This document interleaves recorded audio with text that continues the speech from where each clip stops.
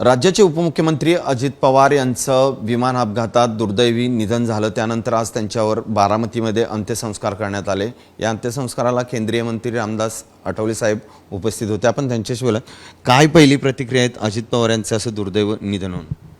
मला असं वाटतं की अजितदादा पवार हा महाराष्ट्रातला मोठा माणूस, अत्यंत ॲक्टिव्ह असणारा माणूस आणि महाराष्ट्राच्या राजकारणाला एक योग्य वळण देणारा अशा पद्धतीचा माणूस, आणि एखादा निर्णय घ्यायचा असेल तर तो तडकाफडकी घेणारा माणूस, जे काम होत नसेल ते नाही म्हणणारा माणूस, कुणाची भाडबीड तसा न ठेवणारा अशा पद्धतीचा माणूस।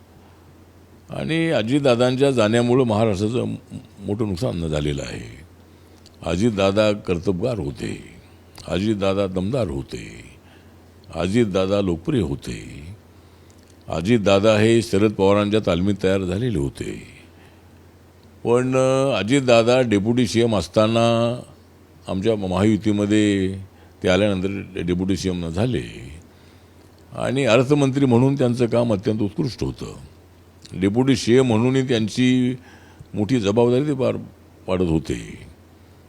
पण अचानक आता ते जे एअरक्राफ्ट होतं, ते एअरक्राफ्ट खराब होतं काहीतरी, अशा पद्धतीची कंप्लेंट त्या कॅप्टनने केलेली होती आणि अपघाताच्या संबंधातली माहिती प्रधानमंत्री नरेंद्र मोदी हे सुद्धा घेत आहेत।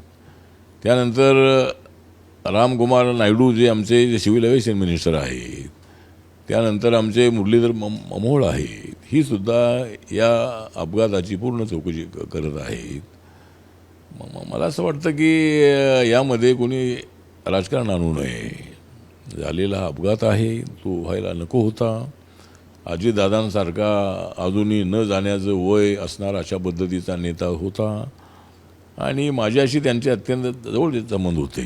नामांतराच्या लढ्यामध्ये त्यांचा मला पाठिंबा असायचा आणि दलितांच्या प्रश्नांच्याबद्दल त्यांना नेहमीच आवड होती। गरीब माणसांना मदत करण्याची त्यांची भावना असायची। बाबासाहेब आंबेडकरांच्याबद्दल त्यांना प्रचंड प्रेम होतं। अजितदादा म्हटलं की धर्मनिरपेक्ष विचाराचा माणूस, अजितदादा म्हटलं की सर्व समाजाला घेऊन जाणारा माणूस, आणि अशा पद्धतीनं अचानकपणे अजितदादांनी जाणं हे मनाला न पटण्यासारखं आहे। पण घटना घडलेली आहे आणि अजितदादांच्या जाण्यामुळं महाराष्ट्रातला मोठा माणूस गेलेला आहे आणि त्याबद्दल नक्कीच माझ्या रिपब्लिकन परिवाराला प्रचंड दुःख आहे। आणि आता अजितदादा गेल्याच्या नंतर आता पुढे काय असं प्रश्नचिन्ह अनेक लोकांच्या समोर आहे। आणि मला असं वाटतं की सुनेत्रा पवार जे आहे त्या आज आमच्या सभागृहामध्ये राज्यसभेत त्या आहेत आणि अचानक अशी घटना घडलेली असल्यामुळं मला वाटतं की सुनेत्रा पवार यांनी दादांचा वारसा पुढे चालवणं अत्यंत आवश्यक आहे। त्यांची दादांची मुलं 2 आहेतच आहे, त्यांना अजून वेळ आहे। पण सध्या तरी तर सुनेत्रा पवार यांनी डेप्युटी CM व्हावं अशी अनेकांची इच्छा आहे। त्यामुळे राष्ट्रवादीच्या नेत्यांनी मला वाटतं की निर्णय घ्यावा आणि माननीय मुख्यमंत्र्यांना कळवावा, माननीय नरेंद्र मोदी साहेब, अमित शाह साहेब यांना कळवावा आणि हा निर्णय त्यांनी घ्यावा अशा पद्धतीचं माझं मत आहे। दुसरीकडे असं की पक्ष आहे, दोन्ही पक्ष आता एकत्रीकरणाचं सुरू आहे। कशा प्रकारे या सगळ्याकडे बघता? सुप्रिया सुळे केंद्रात आहेत, ताई आता राज्यसभेवर आहेत, वहिनी। मला असं वाटतं की दोन्ही राष्ट्रवादी एकत्र येण्यामधली अडचण हीच आहे की अजितदादांचं म्हणणं असं असायचं की शिवसेनेसोबत आपण युती करून आपण 2.5 वर्ष राज्य केलं, पण शिवसेनेपेक्षाही देशामध्ये NDAचं सरकार आहे। नरेंद्र मोदींसारखा अत्यंत ॲक्टिव्ह माणूस प्रधानमंत्री आहे। त्यामुळे देशाच्या विकासाबरोबर महाराष्ट्राचा विकास जर आपल्याला करायचा असेल तर आपण NDA सोबत जायला पाहिजे, नरेंद्र मोदींच्या सोबत जायला पाहिजे आणि शिवसेना चालते तर BJP का तर चालत नाही, असं प्रश्नचिन्ह अजितदादांचं राष्ट्रवादीच्या बैठकांमध्ये असायचं। पण पवारसाहेबांच्या मनाला ते पटत नव्हतं आणि पवारसाहेब हेच म्हणायचे की नाही, मी येणार नाही आहे, ज्यांना जायचं आहे त्यांनी जावं असं पवारसाहेब कधी कधी म्हणायचे। आणि मग त्यानंतर अजितदादांच्या सोबत 54 आमदारांपैकी 42-43 आमदार अजितदादांसोबत आले आणि अजितदादा यांनी BJP सोबत महाराष्ट्राच्या विकासासाठी, पुणे जिल्ह्याच्या विकासासाठी हा निर्णय घेतला.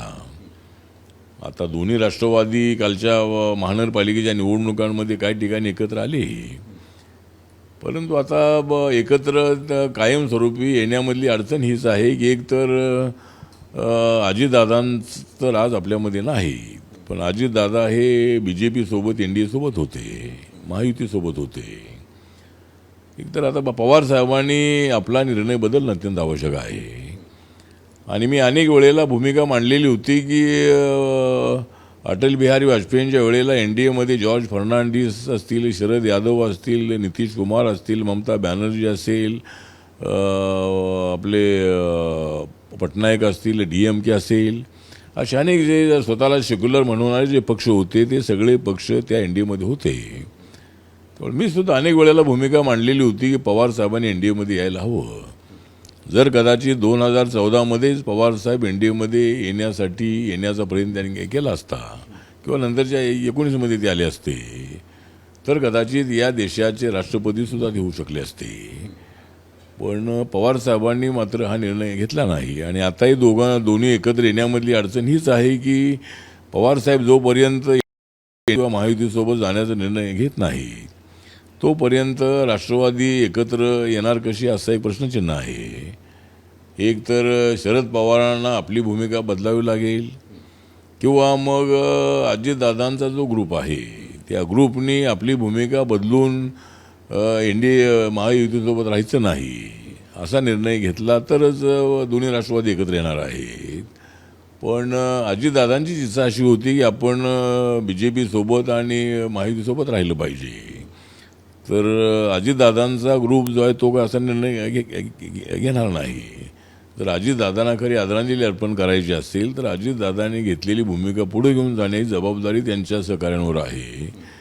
त्यामुळं आता दोघांमध्ये काय होते जर असं झालं तर मला असं वाटतं की महाराष्ट्रामध्ये सुनेत्रा पवार या डेप्युटी CM होतील आणि सुप्रिया सुळे जे आहे त्यांना अनुभव आहे. ते अनेक वेळेला 3-4 वेळेला बारामतीमधून त्या निवडून आलेले आहेत आणि त्यांना केंद्रामध्ये सुद्धा कॅबिनेट मंत्रिपद मिळू शकेल. मग आता अशा पद्धतीचा निर्णय आता कसा होणार आहे काय मला माहीत नाही आहे. पण जर पवारसाहेबांनी आपल्या निर्णयामध्ये बदल केला तर महाराष्ट्राचं त्यामध्ये हित आहे, देशाचं हित आहे.